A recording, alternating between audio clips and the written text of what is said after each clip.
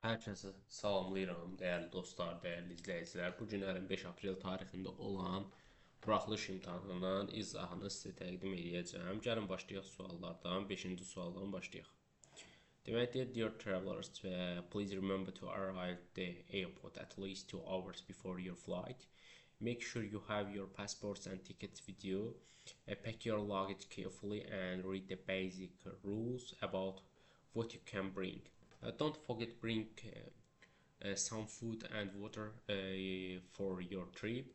Have a safe and enjoyable journey. Best regards. Travel against Bravo. Deməli, deyir dəyərli səyahətçilər, xahiş edirik ki, uçuşunuzdan 2 saat əvvəl hava limanına çatmağı unutmayın. Pasportlarınızı, biletlərinizi yanınızda olduğundan əmin olun. Bagajınızı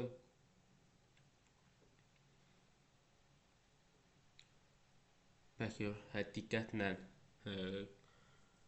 qoyun. Sonra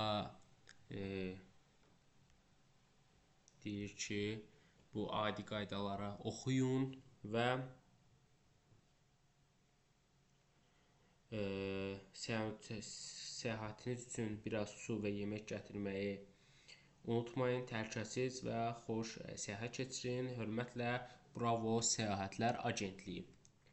Sonra deyir ki, sərnişinlər agentlik tərəfindən deyir su ilə təmin olunacaqlar. Yox, deyir ki, bizə özün gətir.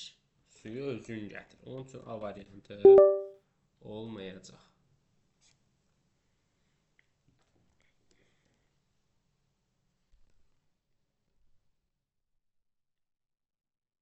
Bundan sonra baxaq. Deyir, travel agents will prepare new rules about taking something to the flight. Deyir, səyahət uçuşa bir şey aparmaqla bağlı yeni qaydalar hazırlayacaq. Bu da məlumatlar daxilində yox idi. Passengers should be the airport only. Əgər bir yerdə only varsa, cavab yenə səhvdir. Agency as passengers not forget taking passport deyir ki, agentlik sərnişinlərdən pasportlarınızı və biletlərini götürməyi xahiş edir. Cavabımız olacaq D variantı. Travels are not allowed deyir bir yerdə. Bu da Y variantı da səhvdir. Deyir, səyahətlərin özlərine bagaj aparmasına icazə verilmir. Yəni, absurd bir fikir. 5-ci sual uşaqlar. Variantımız D variantı olacaq. Baxaq 6-cı suala. Dear teachers, there will be picnic Saturday at 12 p.m. 4 teachers of the school in the park. If family members want to join picnic, they should pay half price of the bus journey. Everyone should bring the lunch, came and have fun together. Sincerely, Teachers Club.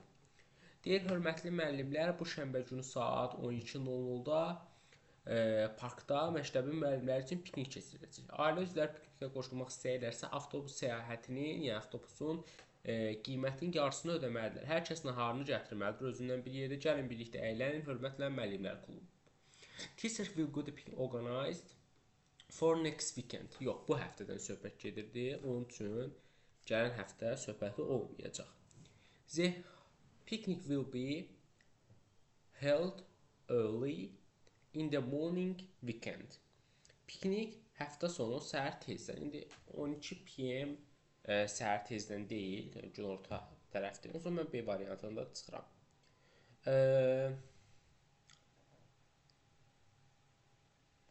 Deyir ki, family are not allowed to bring lunch. Deyir, ailə üzvlərinin gətirməyə icazə verilmir. Yox, C variantı səhvdir. Everyone attending we should pay how. Hamı yox, yalnız ailə üzvləri yarısını ödəməlidir. D variantı səhvdir. Müəllimlər naharını özlərindən bir yerdə aparmalıdırlar. Cavabımız olacaq Y variantı. 6-da olacaq uşaqlar, cavab Y variantı. Biz baxmalıyıq indi 7-ci suala. Dear Kathleen, I am inviting you my birthday party at my cousin's house this Friday. Let me explain you how to get there. If you take your car, drive directly on Forest Road, then drive past Bronzeville and take exit 13A. Drive down the road there and turn off the left. It's first big house on the right, Sudea Love Mary. Deyir ki, hörmətli Kevin, bu cümlə səni, yəni deyir, Cousins House, yəni kuzenimin evində keçiriləcək ad günü məclisinə dəvət edirəm. Deyir, ora sizə necə çatacağınızı izah edeyim. Maşınla birbaşa Forest yolu ilə gedin. Sonra isə Bronzeville-dən keçin 13 A çıxışından çıxın. Orada yolları aşağı sürün və sola dönün. Sağdakı ilk böyük evdir. Orada görüşənədək sevgi ilə, hörmətlə Mary'dir. Kathleen Mary'yə, Kathleen yox, Mary Kathleen olacaq. A variantı səhvdir. Gəlin baxaq. Deməli, A variantı burada yanlış olur. Ondan sonra Mary Kathleen-dən ad günü məclisinə əmsi olunmuş maşınla getməyi şey eləyir. Xeyr, B variantı səhvdir.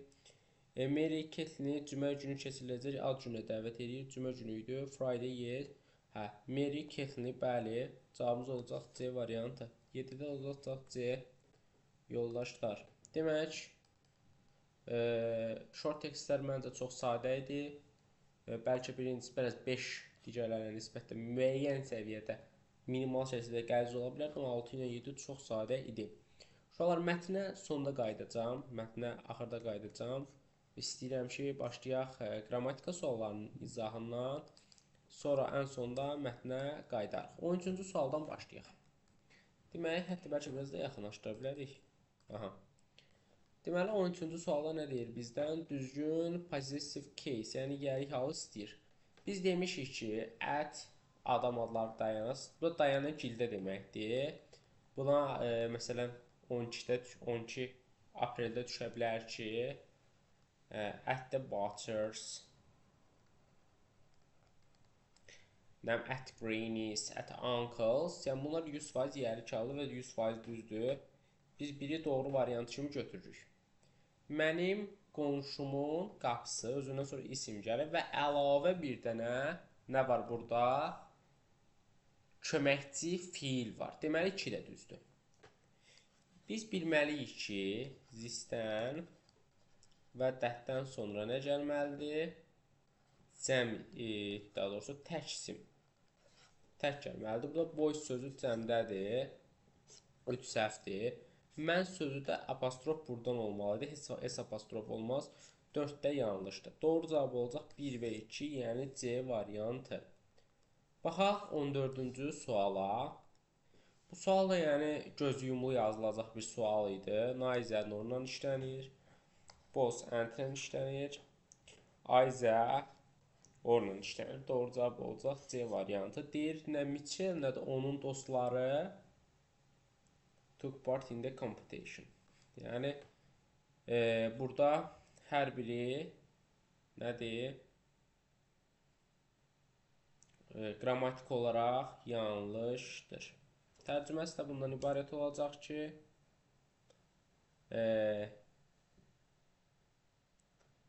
nə Michelle, nə də onun dostları took part in the competition.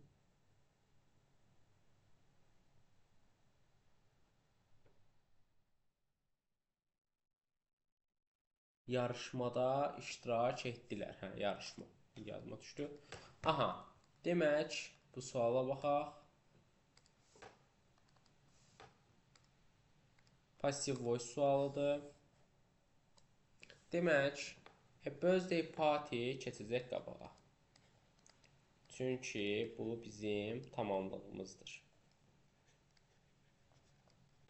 Burada organize sözü keçmiş zamandadır. Biz də to be plus P2 düsturundan istifadə ediriksə, to be'nin keçmiş zamanı nədir? Was və were. Demək, party sözü də təşkil olunur, was olacaq. Was organized.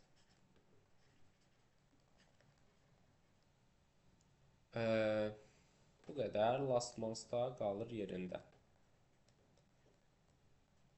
Əgər mən burada demək istəsəm ki, mübtədanı da vermək istəsəm, by me verə bilərəm. Deməli, I am, I was, hər ikisi səhvdir. Is yanlışdır. Burada ümumiyyətlə to be yoxdur. Y də yanlışdır. Doğru cavabımız olacaq A variantı. Bayaqdan gördüyümüz 3 dənə qrammatika sualı görmüşük. Üçü də topluda olan suallardır və çox sadədir. Demək olar ki, həqiqətən çox bəsit suallardan idi. Deməli, biz baxaq 16-cı suala. Deyir, uçuş zamanı xoşbəxt idim ki, mən bəs yanında oturmuşdum da şeyin, adını siz deyin. Window, pəncərənin. Burada angry əsəbidir, əlaqəsi yoxdur. Bored sıxıcıdır, yox. Əslində oturanda daha yaxşı. Upset əsəbidir, yenə yox. Useless faydasızdır. Yəqin ki, uğurlu, nə bilim, şanslı idim ki, daha doğrusu şanslı mənasında tərcümə eləsək daha yaxşı olar. Disturb nə deməkdir? Narahat etmək deməkdir. Narahat etməkdə nə olacaq? Notice qeyd etmək.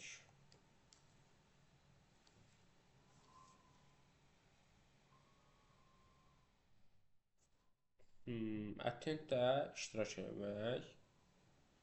Onun üçün olacaq 3-ə B variantı.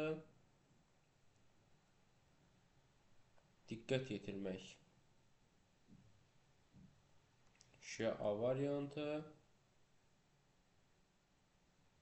Qarşısını almaq. C variantı. C, A, B variantı olacaq. O da B variantıdır. Yaxşı, gəlin baxaq. Bu da bəsit idi. Close meaning bu lap rahatdır. Tired, very tired, exhausted, çox yorğun deməkdir. A variantı olacaq. Yəni çox uzatmalı bir məsələ yoxdur. Demək,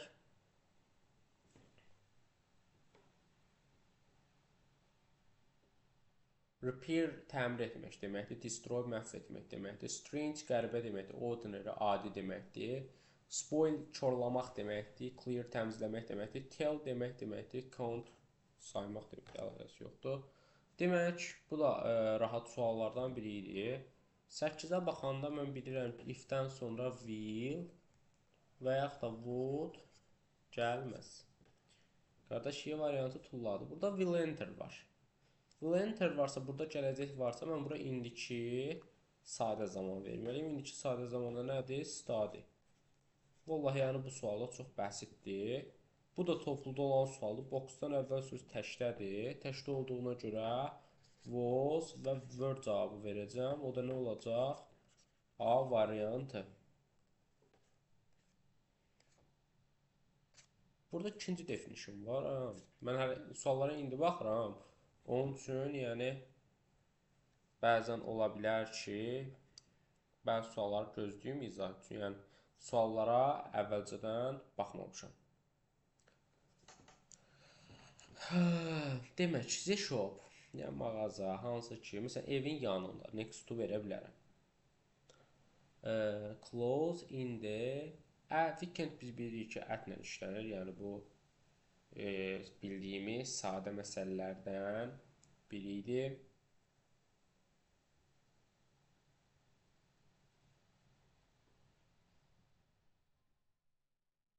Demək.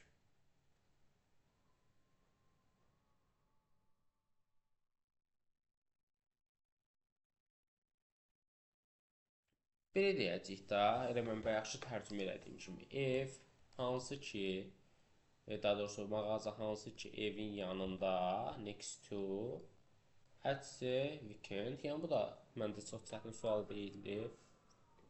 2-yə baxaq, one of-dan sonra biz bilirik ki, üstünlük dərəcəsi the article gəlir, in the city, yəni həmişə in-lə olunan ətdən sonra isim, məkan bildirəndə the article qəbul edəcək, D variantı. Regular nouns, bu da topluda olan eyni sualdır. Yəni, mən deyərdim ki, bəlkə 12 apreldə şey düşə bilər. Adını siz deyin, complex object düşər. Əgər burada bu düşübsə. Ola bilər də uşaqlar. Complex object, forgot olur, getdi. Build olur, getdi. Sent olur, getdi. Burada 23. C variantı set gedir. Cavab olacaq Y variantı. Bu da basit bir sual idi. Yəni, hərəsindən bir dənə bilsək, bizə kifayət edir ki, biz doğru cavabı tapaq. Bura baxıram. Eləyincə ordinary sözünün mənasını sizə dedim. Ordinary sözü nə idi? Ordinary sözü adi demək idi. Not unusual, nə bilim nə. Cavab olacaq 3-ə A variantı. crowded şey deməkdir, busy, yəni məşğuldur, having a lot of people, yəni izdihamlı, basırıq. Məsələn, city is crowded. Birə B. Mild də deməkdir, mülayim, yüngül. Da C olacaq. B, C, A variantı harda varsa doğru cavabımız o olacaq. O da B variantında var imiş. Uşaqlar, 25-ci suala diqqət yetirək. 25-ci suala baxaq. Who did the unusual paintings from? Yəni biz konkret şəkildə burada birini bilirik ki, from varsa və yəni mən rahat götürərəm. Üçüncü məsələ isə onun tərcüməsindən ibarət olaraq o tərcümə eləyib baxa bilərik. Deyirik ki, bu qeyri-adi rəsmləri kim əldə elədi? Kim aldı? 3 və 4. İndi yoldaşlar, keçək biz nəyə? Bu da rahat əslində. Fil qaça bilər şeydən və yaza bilərik. Nəysə, keçək mətnimizə. Balaca bir mətnimiz var. Gəlin ona bir baxaq. Biraz yuxarı eləyək. Aha. Görək Canocraslus neymiş? Canocraslus daha doğrusu. Canocraslus is a unique and colorful earth in Colombia, South America. There are a lot of mountains and lakes around the river. Cano Resortless is popular in different colors, so is often called the River Five Colors or Liquid Rainbow. It includes various colors like red, black, blue, and green and yellow. Its red color comes from a red plant growing under the river. This color changes depending on sunlight. Other colors came black stones, green plants, blue water and sand. Deyir Canocraslus Cənubi Amerikanın Kolumbiya bölgəsində yerləşən unikal, yəni nadir, rəngarəng bir göldür. Çayın ətrafında çoxlu dağlar, göllər var. Canocraslus müxtəlif rəngləri ilə məşhurdur. Buna görə də 5 rəngli çay və yaxud da liquid, yəni göy qurşaqlı maye bu tip məsələn deyirlər. Buraya qırmızı, qara, mavi, yaşıl, sarı kimi müxtəlif rənglər daxildir. Qırmızı rəngi çayın altında bitən qırmızı bitkidən gəlir. Bu rəng günəş işığından asılı olaraq dəyişir. Digər rənglər qara daşlardan, yaşıl bitkilərin, mavi sudan və sarı qumdan gəlir. To protect the Canocraslus from pollution and damage, not everyone can enter that area. Tourists need a document from a government allowing them to enter the area. Tourists can only visit Canocraslus with a guide. They can book a tour. Canocraslus enjoy wonder of the nature, but going to river is not so easy. Visitors should first use helicopter, then boat, and they should go on foot. Deyir, Canocraslus işlənmədən və zərərlənmələrdən qorumaq üçün hər kəs daxil ola bilməz. Turistlərin hökumətdən birbaşa icazə sənədi almalıdırlar. Turistlər Canocraslusu yalnız bələdçi ilə ziyarət edə bilərlər. Və buranı sifariş edərək möcüzədən həzz ala bilərlər. Lakin çaya getmək o qədər asan deyil. Birinci öncə vertolyotla, sonra qayıqdan, sonra isə piyada getməlidirlər. Deməli, tourists avoid using boat because of danger. Deyir ki, turistlər görək nə etməlidirlər? Deyir, bələdçinin köməyi olmadan da gedə bilərlər. B variantı belə gözümə çarpdı. Onun üçün B variantı səhvdir. Damage from if deyir, turlar səyahət etsə ətraf mühitə zərər verirlər. Ola bilər. Can visit river by getting special document. Xüsusi sənəd alaraq çayı. İndi burada bir çay idi. Bu yoxsa nə idi bu? Bir göl idi. Deməli, ona görə 8-ci sual da burada bir dənə çay, nə bilim, göl məsələsinə görə cavab getdi. Yəni, görünən maraqlı bir məsələdir. Əslində, maraqlıdır. 8-ci sual, bilmirəm, nə olacaq? Are allowed çayın ətrafına əşya atmağa icazə verilir. C variantı səhvdir. Can visit B variantı da konkret səhvdir. Təhlükəsinə görə qayıqdan istifadə etməkdən əslində doğru cavab D variantı, amma məncə D variantı açıq deyim yanlışdır. ümumilikdə bu 8-ci sualı biraz problem görürəm. Bəlkə də indi yoxdur, ola bilər. Yaxşı, gəlin baxaq 9-a. What makes deyir bunu bu gölü nə məşhur edir? Different colors. Bu da yenə çayda olan, yəqin ki çaydır. Bəlkə mən səhv şey deyirəm, amma bunun rəngləri. Cavab C variantıdır. Bəlkə bu şey də səhv gedib, nə bilim. Yəni mən olsaydım ən azından burada bunu B variantını götürməzdim.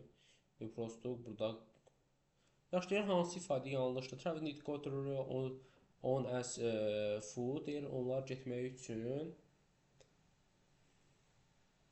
piyada getməlidirlər. Ola bilər çaya piyada gedirlər. Plants growing under concrete give a red color. Bəli, bitkilər qırmızı rəngdədir. Black stones yellow don't affect. Yox, onlar təsir edirlər axı rəngə. Onun üçün cavab olacaq nə? C variantı. Mətn haqqındadır, concrete haqqında. Deməli 2 dənə variantı tulluyuruq. Çünki dildə əgər concrete haqqındadırsa, concrete olan məsələlər bilir. Burada different lakes deyir, amma bir dənə göldən danışır. Yenə a unique river in Colombia. Bəlkə mən səhv getdim, oxuyuram, amma yəni dəqiq baxın bura. Burada çay deyir. Colombia is a relative mountainous lakes. Hə, around the river. Okay. Göl deyilmiş də, yəni nəysə. Gölün ətrafda göllər var imiş. Okay, tamam. İndi artıq bütün məsələ düzdür uşaqlar. Bütün suallar düzdür. Sadəcə mən yanlış baxmışam. Okay, bu da məsələ həll oldu. 12-yə baxırıq. 12-də nə deyir? Only var. Concreteless. True istəyir bizdən. Only a white can book to concreteless. The sun affects